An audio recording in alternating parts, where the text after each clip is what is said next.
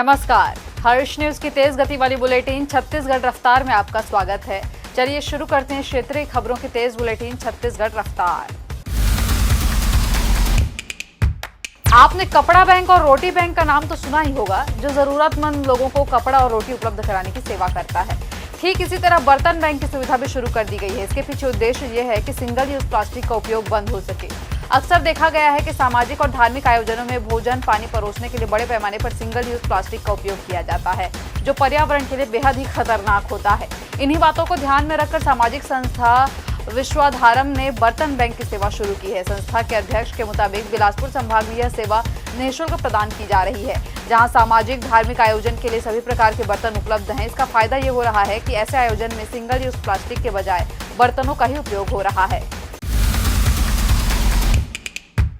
छत्तीसगढ़ के जांजगीर चांपा में scout guide के जिला मुख्य आयुक्त और भाजपा नेता शेखर चंदेल की लाश शुक्रवार की देर रात नैला रेलवे स्टेशन के आगे रेलवे ट्रैक पर मिली। वे पूर्व नेता प्रतिपक्ष नारायण चंदेल के भाई थे।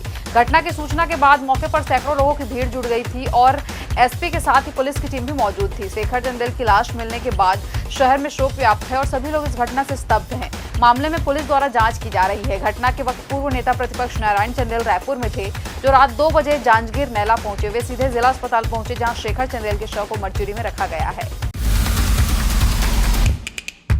दुर्ग में रहने वाला राजकुमार साहू पिछले 4 साल से दयालबंद नारियल कोठी में रहकर प्रतियोगी परीक्षाओं की तैयारी कर रहा था।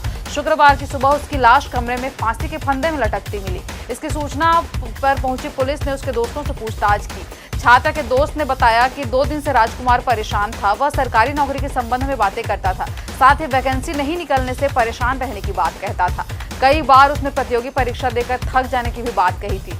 शुक्रवार को उसके दोस्त नाश्ता करने के लिए बाहर गए थे। इस दौरान राजकुमार रूम में अकेले था। दोस्त नाश्ता कर वापस आया तो कमरे में उसकी लाश फांसी के फंदे में लटक रही थी। दोस्तों ने इसकी सूचना पुलिस को दी। तब तक वहां पर लोगों की भीड़ जमा हो गई थी। पुलिस ने भीड़ हटाकर शव को कब्जे में ले लिया है। पुलिस इस मामले की जांच कर रही है। फिलहाल युवक के परिजनों का बयान नहीं आया है। उनके बयान के आधार पर ही घटना का कारण स्पष्ट होगा।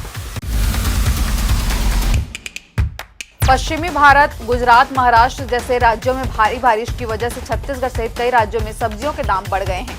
बाजार में टमाटर, गोभी, करेला के दाम 70 से 90 रुपए प्रति किलो पहुंच गए हैं। रायपुर थोक सब्जी बाजार में भी सभी प्रांतों से 70% सब्जियों की आवक बनी हुई है, जबकि 30% सब्जियां ही स्थानीय हैं। हालांकि अभी बाढ़ प्रभावित राज्यों में प्रदेश से सब्जियों की सप्लाई की जा रही है। इस कारण दामों में जबरदस्त इजाफा हुआ है। देश के दूसरे हिस्सों की तर्ज पर छत्तीसगढ़ में भी मानसून की वापसी हो रही है। शनिवार से उत्तरी छत्तीसगढ़ में बारिश की गतिविधियां कम होने की संभावना है। अब अगले 3 दिनों तक प्रदेश में बारिश के आसार नहीं है। हालांकि 1-2 स्थानों पर हल्की बारिश हो सकती है। बारिश थमने के साथ ही तापमान में बढ़ोतरी देखी जा सकती है। मौसम विभाग के मुताबिक अब 2 अक्टूबर के बाद एक नया सिस्टम सक्रिय होगा, जिससे दक्षिण और मध्य क्षेत्र में जिलों में बारिश की गतिविधियां बढ़ सकती हैं। शुक्रवार को उत्तर छत्तीसगढ़ के जिलों में भारी बारिश हुई। इसके अलावा प्रदेश के अधिकांश स्थानों पर हल्की से मध्यम बारिश दर्ज की गई। सबसे ज्यादा कुसमी में 210 किलोमीटर बारिश हुई। छत्तीसगढ़ में अब जमीन मामलों की सुनवाई हर हाल में 6 महीने के भीतर करनी होगी। एक पेशी से दूसरी पेशी की तारीख 21 दिनों के अंदर देनी होगी। इतना ही नहीं, जमीन से संबंधित पक्षकारों को पेशी की तारीख SMS, व्हाट्सएप और ईमेल के जरिए मिलेगी। ऐसी व्यवस्था छत्तीसगढ़ राज्य बनने के बाद पहली बार होगी। दावा किया जा रहा है कि नए सिस्टम से छत्तीसगढ़ से 1 साल में लंबित मामलों की संख्या लगभग 0 हो जाएगी। जमीन मामलों की सुनवाई के लिए लोगों को तहसीलदार दफ्तरों में बार-बार नहीं जाना होगा। प्रकरण के हर स्टेप की जानकारी उन्हें ऑनलाइन मिलेगी। छत्तीसगढ़ सरकार रायपुर सहित राज्य भर में तहसील के कामकाज में बड़ा बदलाव कर रही है। इसके लिए नया सॉफ्टवेयर तैयार किया जा रहा है। मुख्यमंत्री साय ने शुक्रवार को राजस्व विभाग की समीक्षा बैठक की। इस दौरान उन्होंने राजस्व अमले से 2 टूक शब्दों में कह दिया है कि विभाग को छवि सुधारने की जरूरत है। लंबे समय से एक ही स्थान पर जमे हुए पटवारियों को हटाया जाएगा। उन्होंने ऐसा कहा कि सिस्टम तैयार किया जाए जिसमें निर्धारित समय के बाद पटवारी का अनिवार्य रूप से तबादला हो जाए। लोगों को दैनिक सरकारी कामकाज में पटवारी की जरूरत पड़ती है, इसलिए पटवारी अपने मुख्यालय में रहकर काम करें। सीएम साय ने कहा कि राजस्व विभाग आम आदमी से सीधा जुड़ा हुआ है। हमें राजस्व अमले की पूरी व्यवस्था को दुरुस्त करना है। मुख्यमंत्री साय ने कहा कि शासकीय कार्यालयों में जमीन शासन के पक्ष में नामांतरण का काम अभियान चलाकर पूरा किया जाए।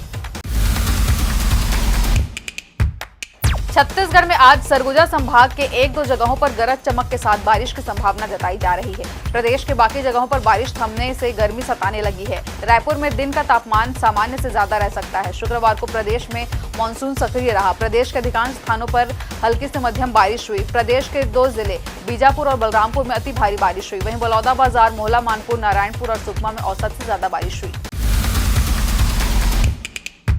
छत्तीसगढ़ के जशपुर जिले में ईब नदी का जल स्तर बढ़ने से 3 दिनों से ग्रामीण टापू में फंसे हुए हैं। प्रशासन अब तक इन ग्रामीणों का रेस्क्यू नहीं कर पाया है। ग्रामीणों को रेस्क्यू करने पहुंची एसडीआरएफ की टीम नदी के तेज बहाव को देखकर वापस लौट गई है। गुरुवार को मवेशी चराने एक महिला सहित 3 ग्रामीण ईब नदी पार कर रहे थे। लगातार बारिश और डैम का पानी छोड़े जाने के कारण नदी का जलस्तर अचानक बढ़ गया। इसके चलते तीनों ग्रामीण टापू में फंस गए हैं, जिनके 3 दिन बाद भी प्रशासन रेस्क्यू नहीं कर पाया है। मामला फरसाबहार क्षेत्र के बाबूसाजबहार गांव का है।